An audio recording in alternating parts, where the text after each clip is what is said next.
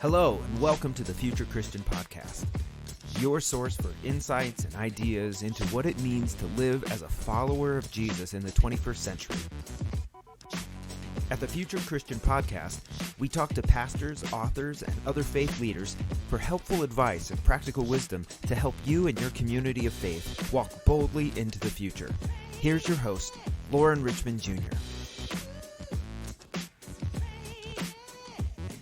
Welcome to the Future Christian Podcast. Today I'm pleased to be joined by Reverend Cameron Trimble. Cameron is the Executive Director and CEO of Convergence, formerly the Center for Progressive Renewal, an organization created to recruit, assess, train, and coach innovative entrepreneurial leaders for the church. She began her ministry as a new church developer, and to pay for her ministry habit, she also owns a real estate company and a software company. Before starting Convergence, she served as an advisor to the Congregational Vitality and Discipleship team of local church ministries for the United Church of Christ and as Associate Conference Minister of Church Development in the Southeast Conference of the UCC. She has worked with many denominational bodies as they set up systems for church development, and she coaches also new church start pastors in the UCC, Episcopal, ELCA, United Methodist, and Presbyterian churches. Reverend Trimble has served as an adjunct professor teaching church planting and renewal, as well as leadership with the Pacific School of Religion, Bright Divinity School, Auburn Seminary, and Chicago Theological Seminary.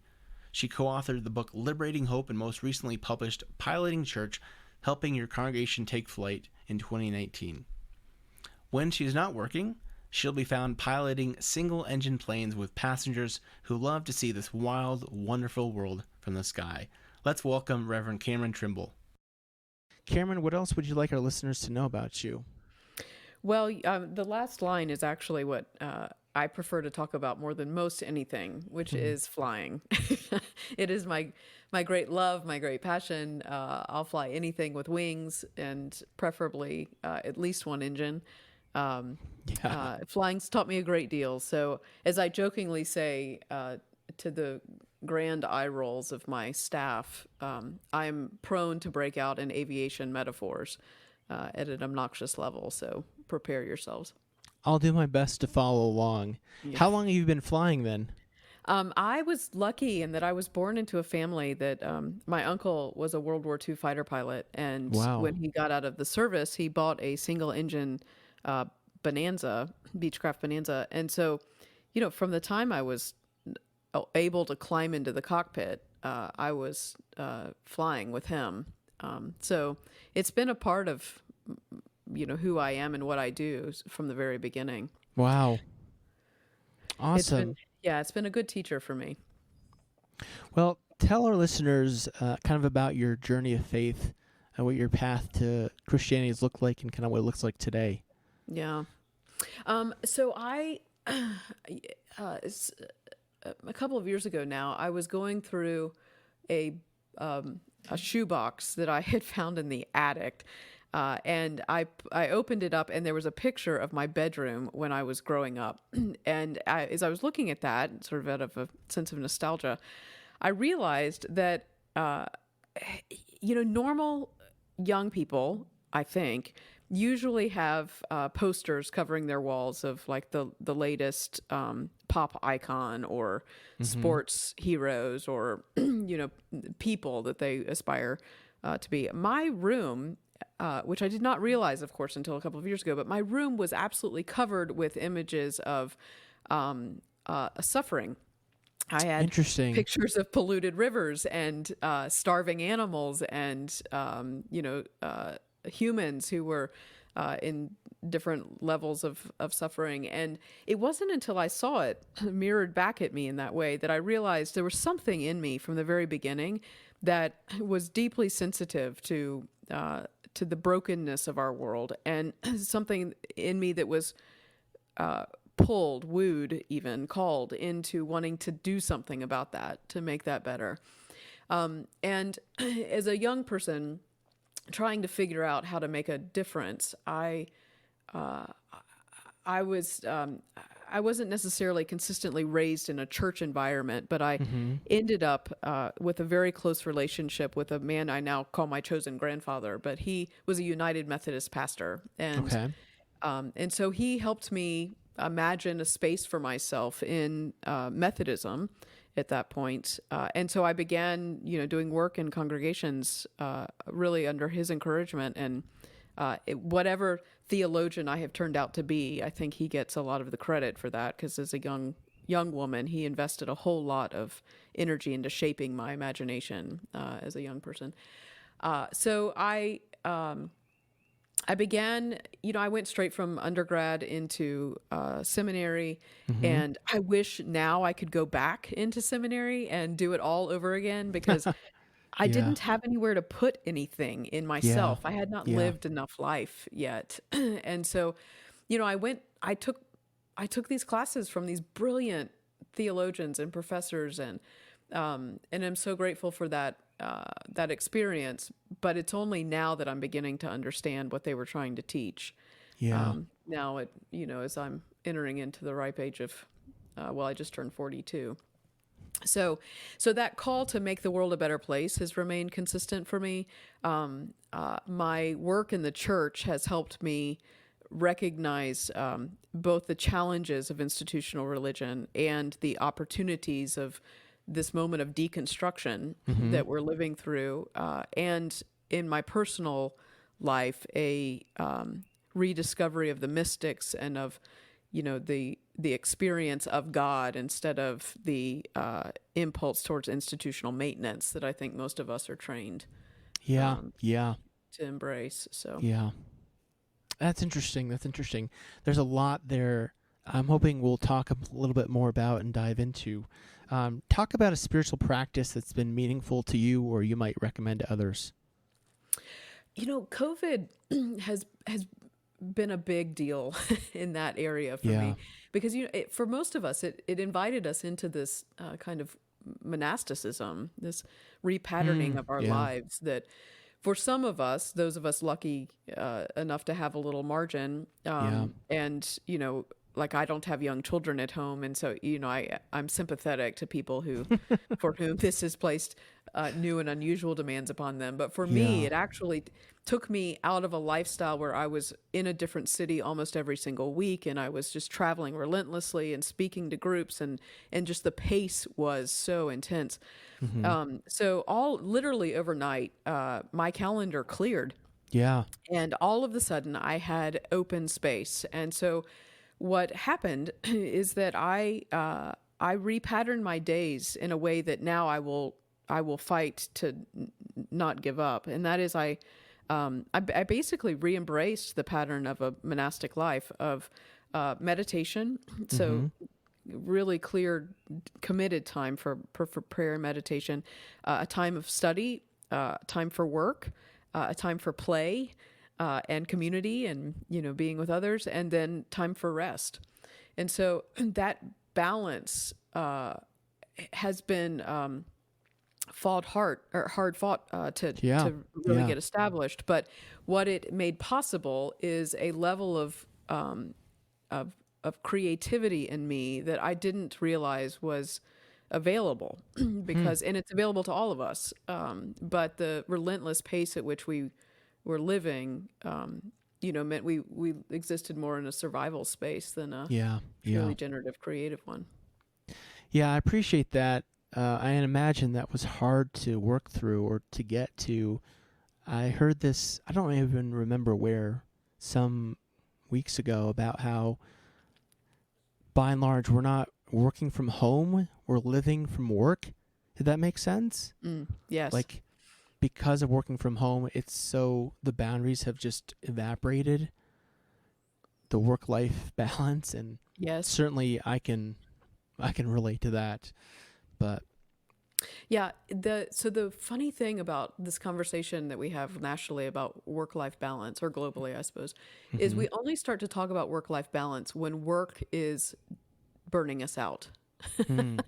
Or testing our boundaries, or right? So we never, like, when we're working in a way that feels generative and fun and feeding us and playful, we don't talk about the the drudgery of work-life balance.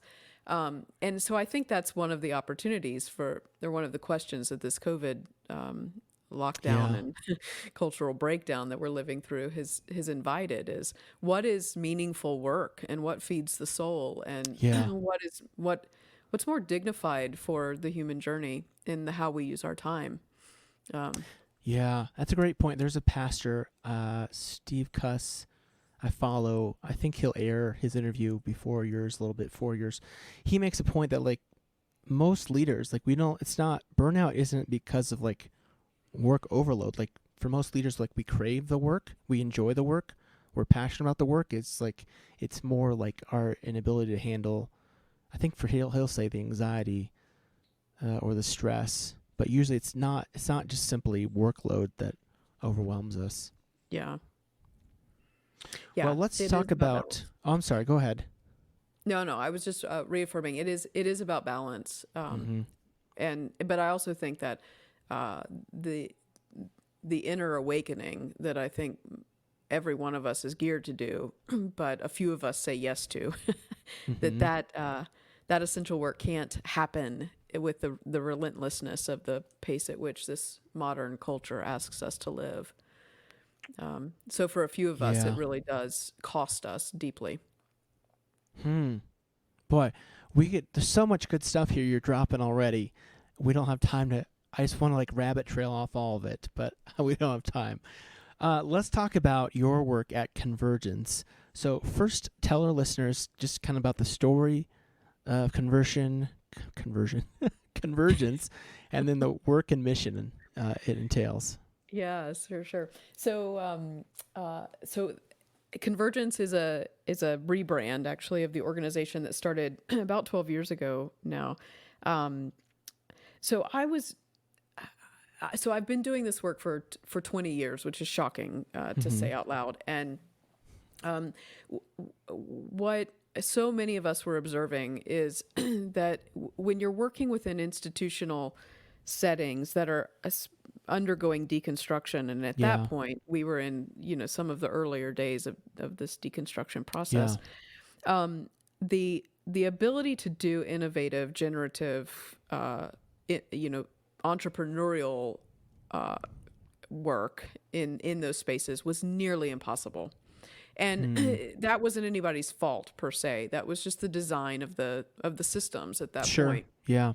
And I was very, very lucky in that there were some people of influence who also had access to resources who saw that. And so they took a risk and said to me and to a team that we were building, we want to make an investment into creating essentially an entrepreneurial sandbox for people who want to try things that might not get funding in traditional ways, or to explore leadership concepts and ways of even embodying leadership that are not necessarily mainstream.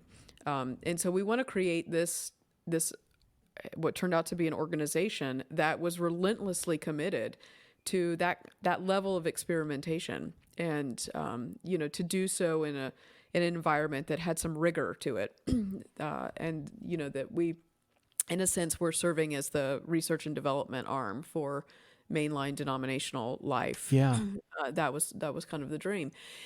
But at the time that we started it, the operational assumption, which we actually inherited, was that leadership development was like this pipeline experience. So you take a person and you run them through assessments, and then you train them, you coach them, you provide mentorship, and then all of a sudden they pop out on the other side with this, spectacular capacity to lead brilliantly in whatever setting they were placed in. And that was never true. That's just not true to the human experience. But it is the byproduct of an industrial age that was really sort of thinking in a factory line kind of mentality.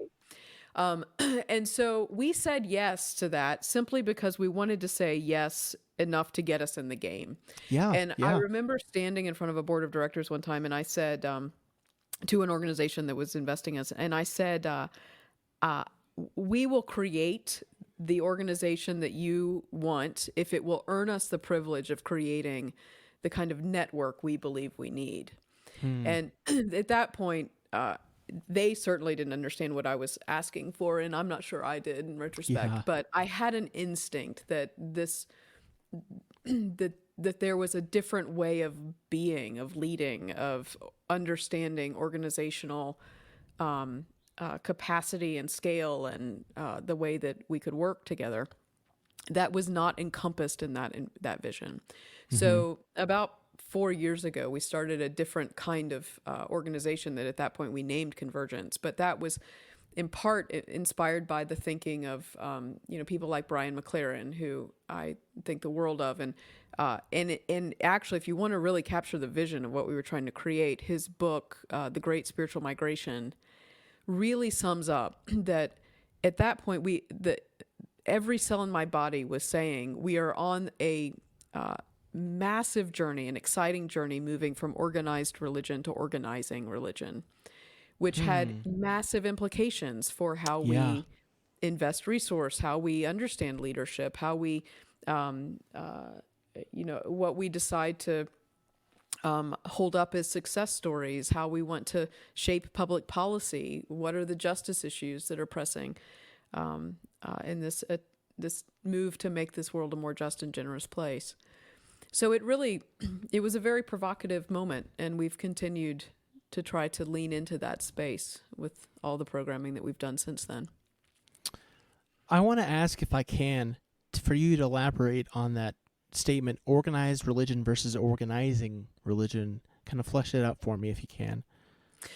Well, it's in the space in which we work, which is primarily within what we'd call organized religion, within denominational bodies, which are deeply siloed, right?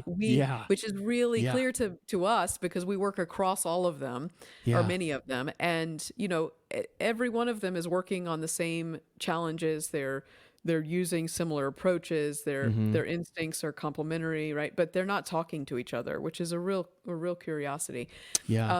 But those institutions were formed to maintain or to protect the gains made by generations that had come before, and so they hold identity sets, right? But what's super clear about the world today is that we're living in an unprecedented time of global, networked, flattened relationships that work far more from an emergence energy, a non-hierarchical, more collaborative network space than we've ever seen before in human history. And so those impulses that created the institutions that we're holding near and dear are making new demands of the needs of today are making new demands on those institutions. And so this organizing religion is, in a sense, an honoring of that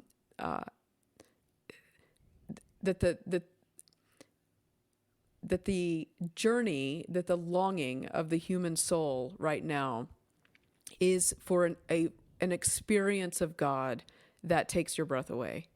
That's what I want. That's what most of us want. It's not to, keep a church building open, but it is to have an encounter with the divine in such a way that we are reminded that we are sacred, that we are creative, that we are powerful beyond measure, and therefore have the capacity to create a beautiful world together. And that's a different energy, an organizing kind of energy, an energy that's on the move, that moves lightly on the earth. And so it's just a different mindset, ultimately. Yeah, that's great points you're making. I'm thinking about when you're talking about the siloing that so often happens. I remember talking to a pastor, I won't say the denomination or where it was at, who's talking about they're wanting to start like a new church kind of ministry in their denominational region, and there was like 4 different national within the same denomination, like 4 different people or silos who they were talking to start this new church effort. And I just I thought of that word like ministry siloing. It's so interesting. Well, it's a predictable byproduct again of systems that are deconstructing. It's a question about who has the power, where does the money go, Yeah. how will we protect what we've inherited. Yeah. So there's a circling of the wagons, if you will, in a lot of these systems. Yes. And Yes. the heartbreak for many of us watching this is that there are some really creative people who want to go out and try something, and they need some investment, but we ask them to spend their best energy jumping through these hoops and for decreased investment. Yes. Right? So Yes. it's not like we're talking about hundreds of thousands of dollars anymore. I mean, it's usually, pretty small amounts of money. So it's predictable, but it's sad nonetheless. I think Yeah. one of the prophetic acts of leaders who work in these denominational systems and have access to resources is, one of the big shifts is that if you've got access to those resources, perhaps an obligation actually is to move as many of them as you can into what feels like the church we want to see 50 to 100 years from now, so that we can actually have the resources necessary to do the kind of innovating and testing that needs to happen. Okay, so I loved that. It's so interesting the point you make about investing resources, and I certainly am not.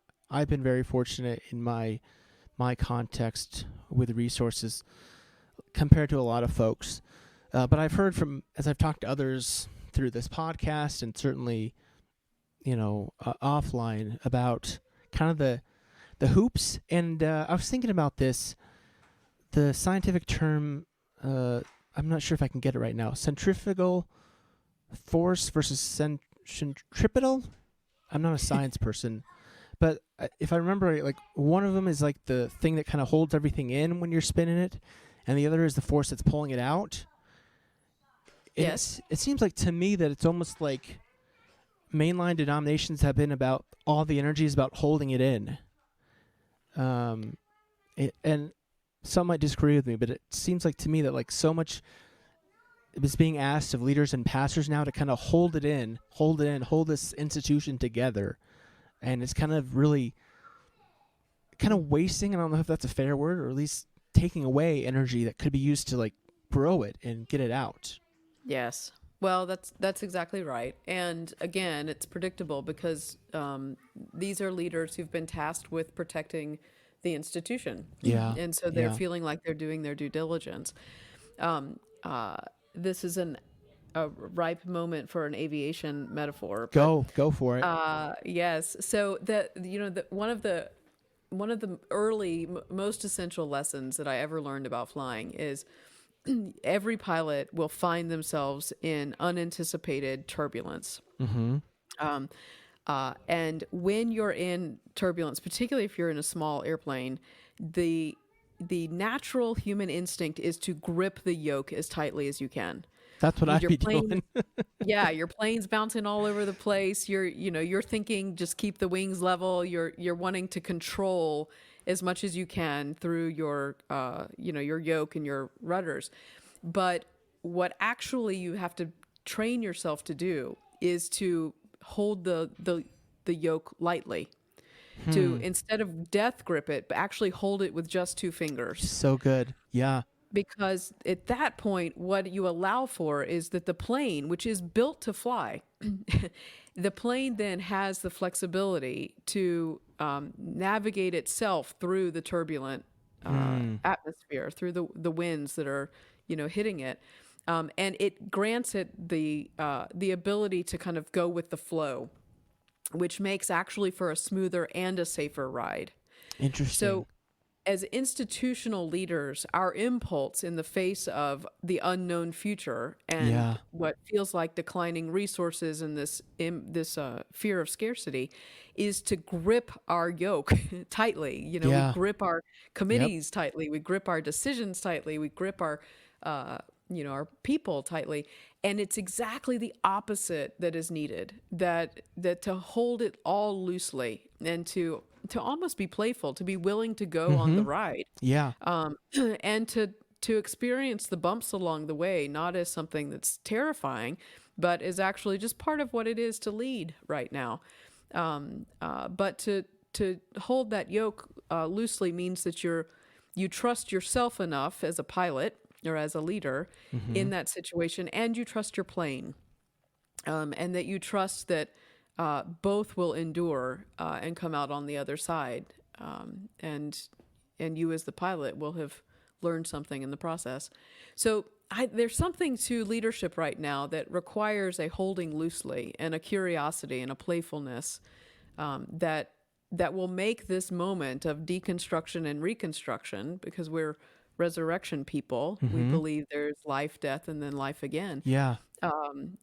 If we hold this loosely, we'll come out on this other side, I think, with something that is beyond our imaginations as far as what's possible for a more just and generous world.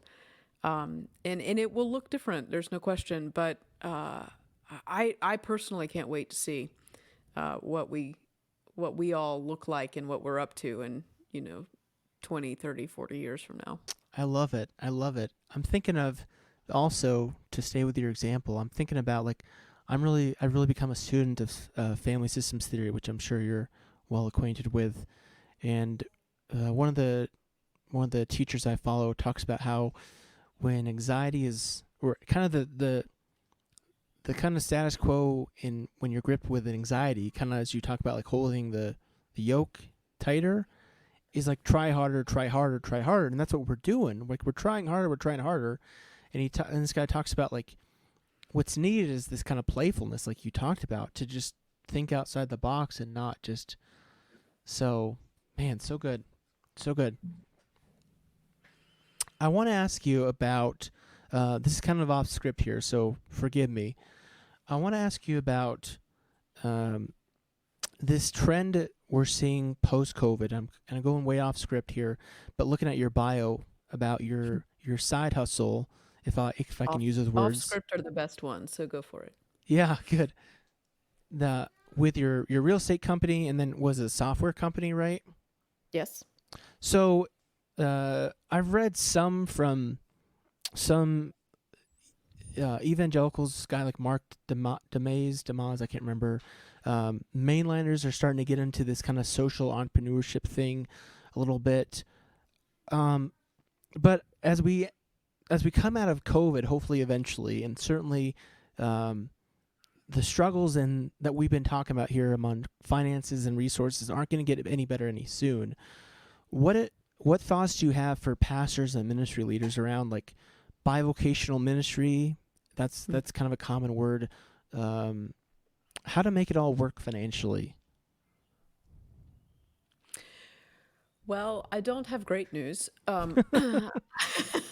There isn't an easy fix to it. Yeah. Because, I think what's probably true is that, for in many places, not all, but in many, a full-time pastoral position is just not possible. Yeah. And it's, and maybe even it shouldn't be. Mm-hmm. So what we're living through right now is the radical remaking of almost every part of our system. Yeah. And the assumptions that underlie it. What's true on the micro, I think, is also true at the macro. And so, just as pastors are trying to figure out how do I make a living, congregations are trying to figure out how do we maintain our institution, our buildings, our campus, our staff, et cetera. National settings of denominations and regional are trying to figure out how do we fund this thing. Seminaries are trying to figure out how do we fund this thing. So the whole system itself has a financial sustainability problem. And in part, I think this deserves a whole podcast or 10 just on this one topic alone. But in part, I keep going back to, I think we've got two critical crises that we're facing. Okay. The first is that I think that the story that we tell ourselves about humanity is not working. Yeah. Which is or destabilizing all of our human systems, right? Okay. So anywhere you look in our culture, we are undergoing some massive deconstruction, reconstruction, that kind of energy.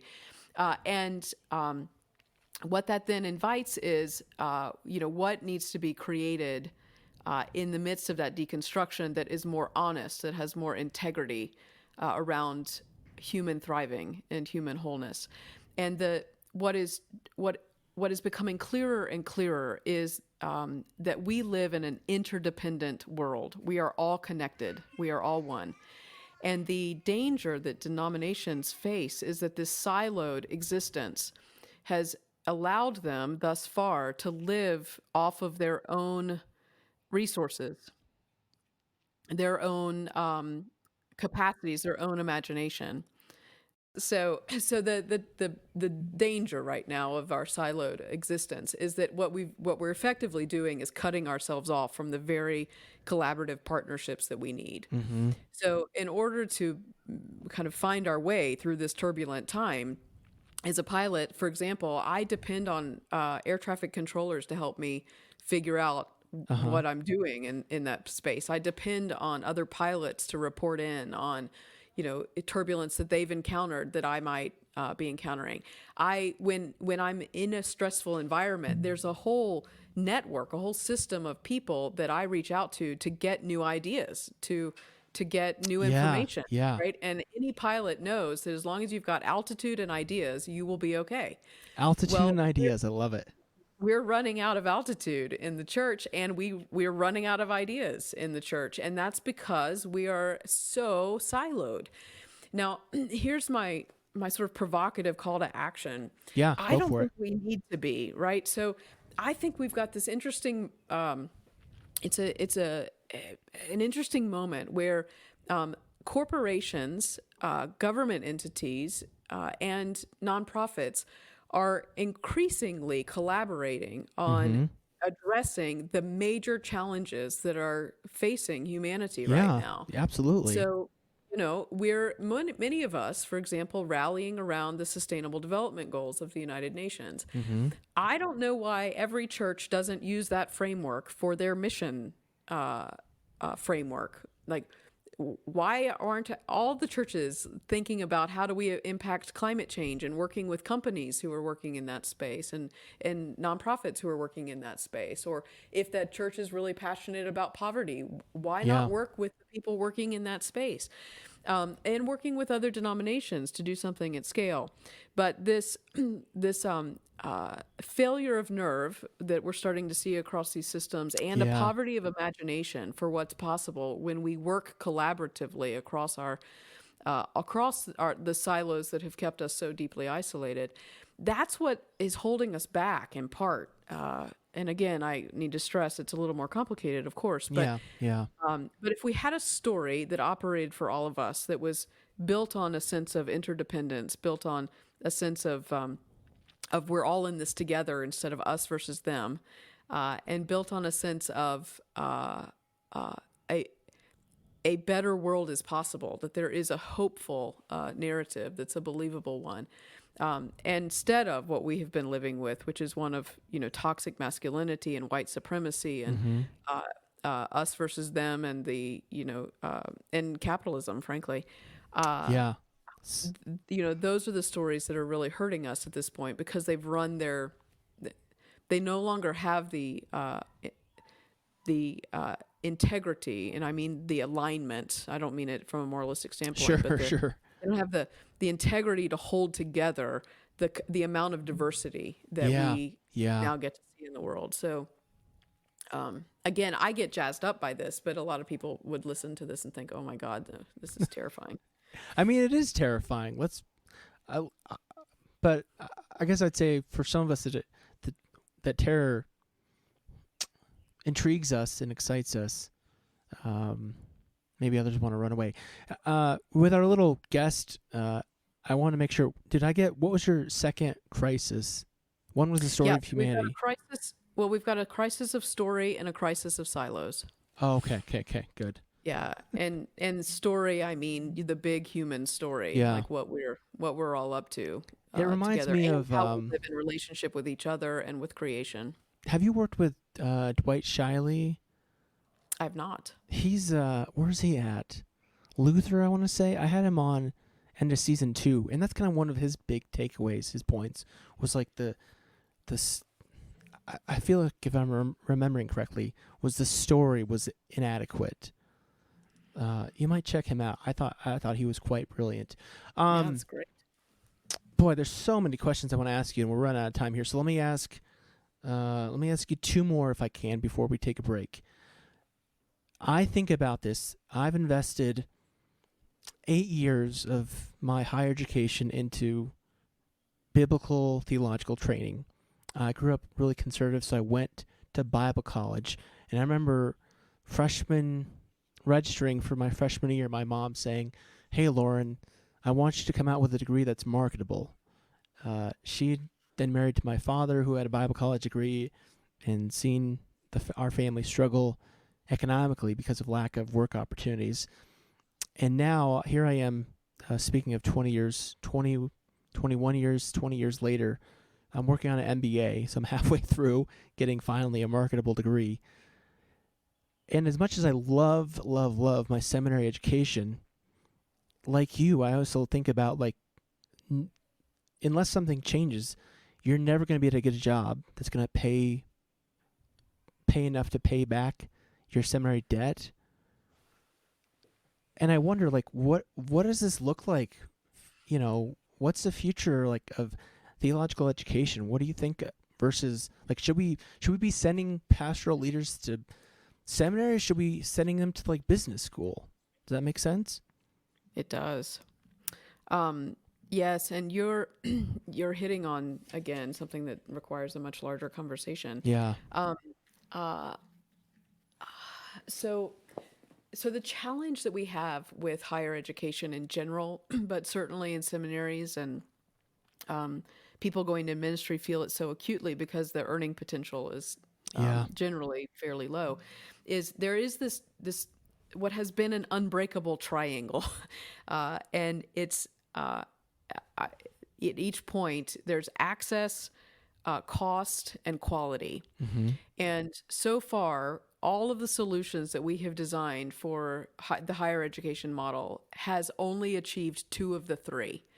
So you can have access at low cost, but you compromise on quality. Or you can have high quality and access, but then it's going to be really costly, right? So as you play around that triangle, what we've been trying to do is invent within those, that set of assumptions that's there.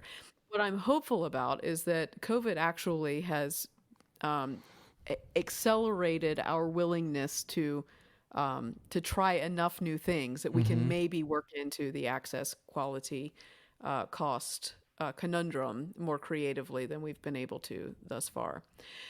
So that said, theological education matters.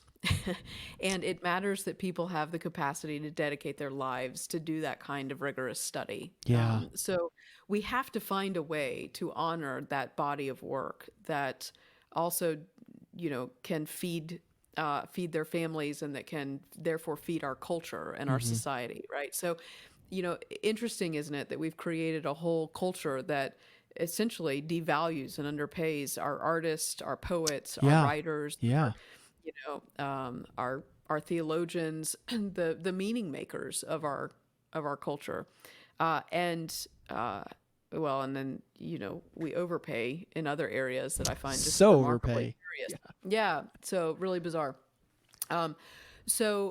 So whatever solutions we drive out, we have to hold that disciplined, creative, risky theological exploration doesn't just matter for the discipline itself, but it matters for the evolution of the human awakening, if you will, human consciousness. So there's something very real at stake in that. However, the professionalization of pastoral ministry is going to fundamentally evolve, and I think technology is going to play a really big role in how that gets reshaped.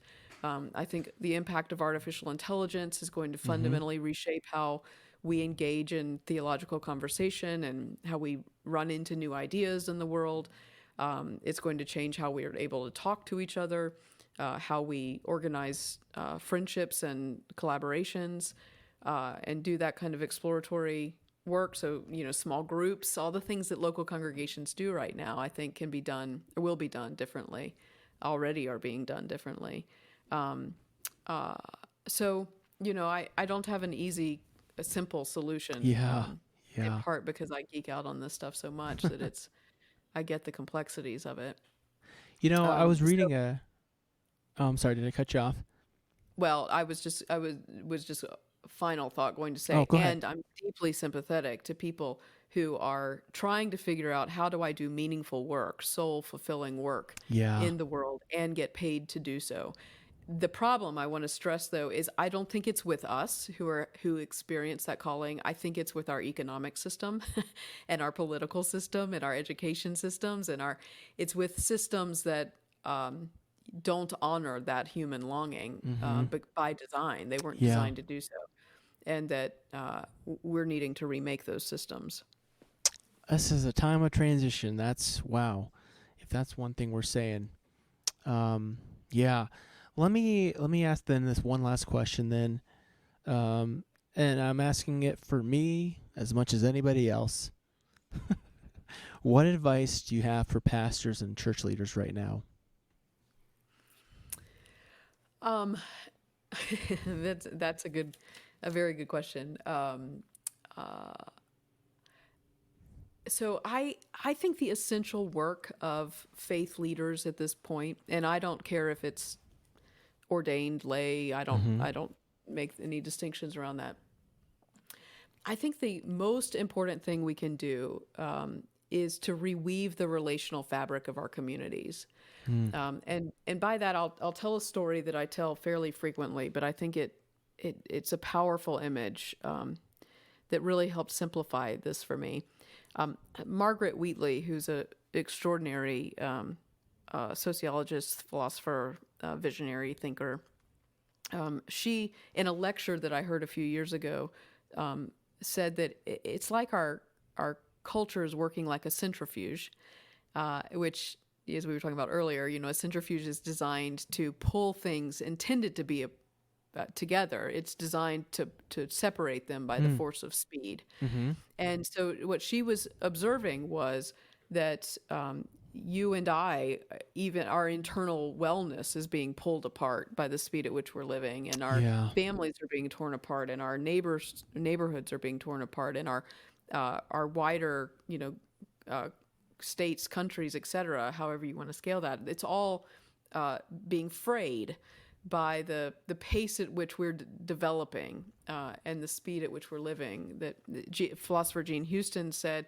you and I have now lived 10 to 100 times the life experiences of our ancestors just 3 or 4 generations ago. Wow. It's phenomenal how much we're experiencing right now. Yeah. And so Margaret Wheatley went on to say that what's so important is that we actually hold together, that we reweave that. And I would say, adding to her thinking, not putting words in her mouth, but that I think the subversive act of leadership right now is for faith communities, every person connected in, to take responsibility for the reweaving of the relational fabric of their participants, of the families connected to them, and of the communities in which they are situated.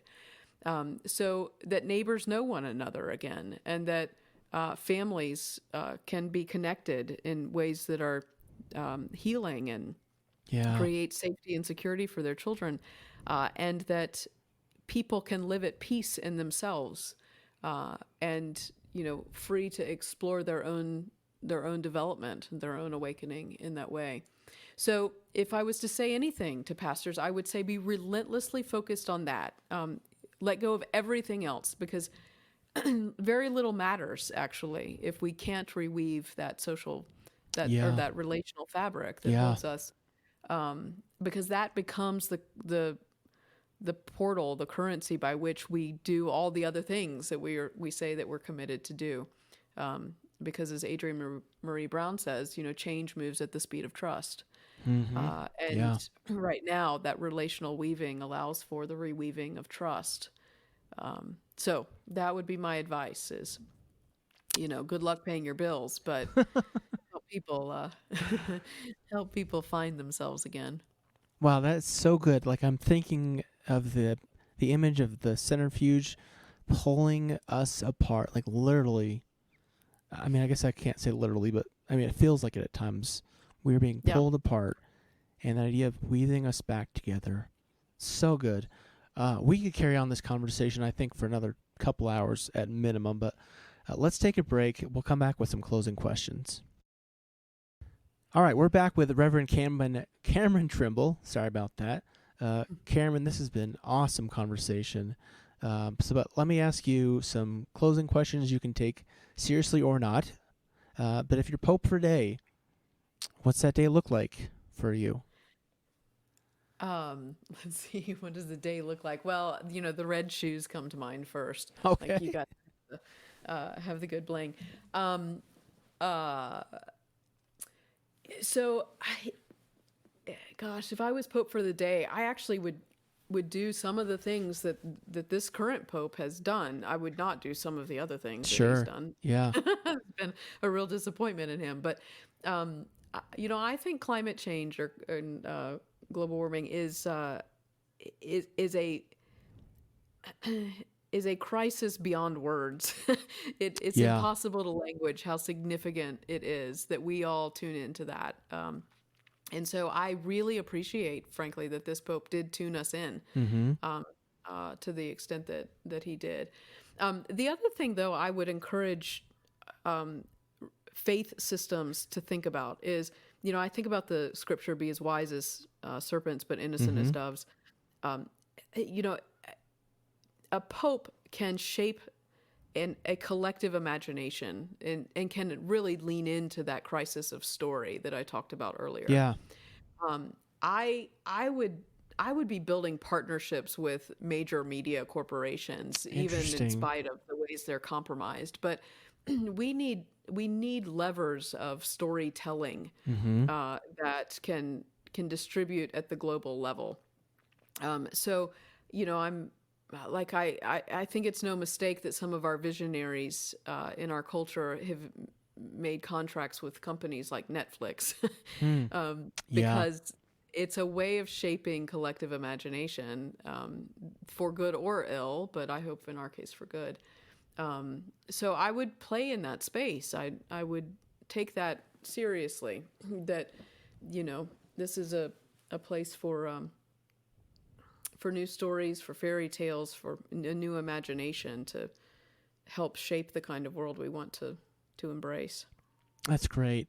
Talk about a theologian or historical Christian figure you would want to meet or bring back to life.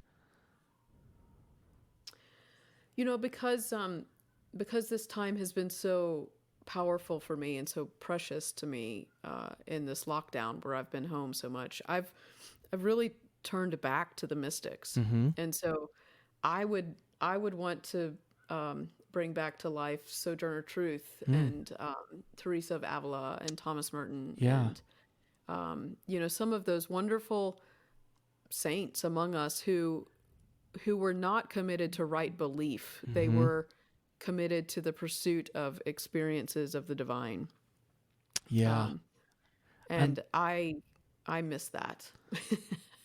I would like to see more of that in the world.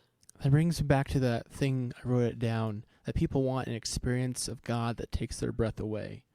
Yes. What do you think history will remember from our current time and place? Well, I think that's undetermined. I will tell you, the last 4 years really worried me. And I think what we've got right now is the chance to take a breath. But I think what happens on the other side of this breath is yet to be determined.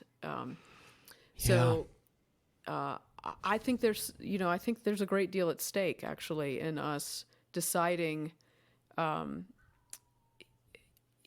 we in fact going to lean into a possible world of realized interdependence and equality or and equity and justice and fairness and consciousness, or are we going to follow a nativist path? And are we going to retrench into fear and toxic patriarchy and power systems that are deeply oppressive. And I'm speaking to you today from Georgia, where just in this past week we've passed what is just an absolutely abhorrent voter suppression a law, passed it into law, and so I think there's something worth fighting for here, and I think it's going to feel that way. I think it's going to feel like a battle, but it is a battle, I think, for the waking up of people, to a world that works better for all. Well, what do you hope then? What do you hope for the future of Christianity? Well, so I'm actually, to answer that, I want to read the last chapter of my book, if I can. Okay. Because I think says it more succinctly than me just riffing here. Sure. So I said, I'm convinced that a new kind of Christianity and a new kind of church as its earthly expression is emerging in our midst. This new Christianity relies far less on structure and institution. It is a raw spiritual expression of a living, boundless God. This new Christianity is a faith on the move, moving from being organized religion to organizing religion. This new Christianity is kind, generous, brave, and always on the side of the oppressed. It is not theologically agnostic or vague about what it stands for. It supports women's rights and LGBT rights. It welcomes immigrants, values collaboration, seeks love in all of its forms, and is reclaiming the ancient spiritual practices that help deepen our souls. I'm also convinced that this new kind of Christianity is at a tipping point. We face the reality that it will either be a growing movement that reclaims an ancient faith for the common good of all, or it will become a fringe movement with two distinct factions, the progressives, who don't matter at all, and the extremists who will terrorize us all. The choice is ours. That is pretty good. Which book is that from? That is Piloting Church. Okay, well, good. I didn't give you a good opportunity to plug the book, so I wanted to give her Cameron an opportunity to plug the book. So the book is called Piloting Church. What's the full title? Let me look.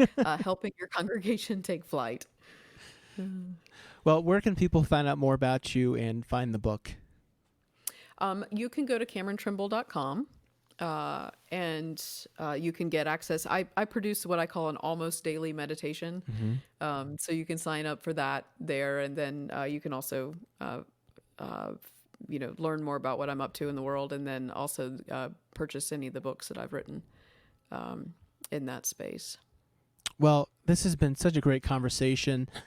Thanks for your patience with the guest we've had in the background, and really, really enjoyed it. So thanks again, and may God's peace be with you.